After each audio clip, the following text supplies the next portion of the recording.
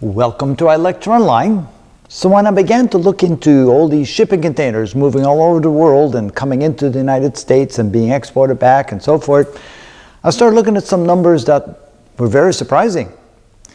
So this is just about containers being shipped by container ships across the oceans between the United States and other countries around the world.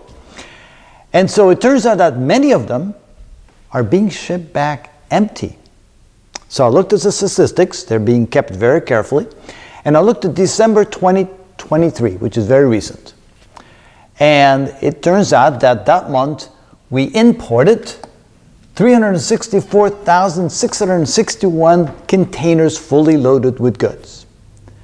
In the same month of December 2023, we exported fully loaded containers but only 121,575. So for a total number of containers coming in and out that were fully loaded were 486,236 containers. But what about all those empty containers? Well, they need to go back as well because they need to be loaded up again to bring goods back to the United States. And so in the month of December 2023, the total number of empty containers shipped back was over 250,000.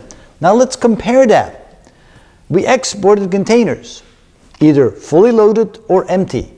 Only 32% of the containers that month going back were fully loaded, 68% were completely empty.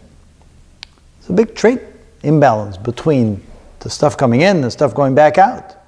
So for the month of December 2023, a total of 742,519 containers were shipped back and forth. That brings a total for the year to about 8.6 million, which also was surprising because that's a 13% drop from 2022. Those are some very interesting numbers. But can you believe it that over 250,000 containers are shipped back completely empty, making up 68% of all the containers that were shipped out in December 2023. That's quite amazing.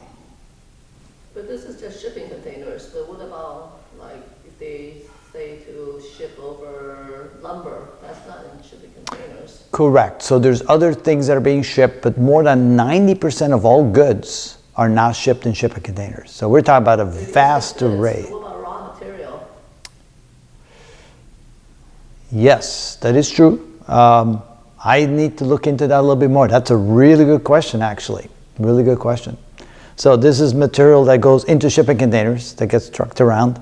Raw goods like ore and things like that, yeah. And obviously oil and gas, those are shipped in different kinds of ships.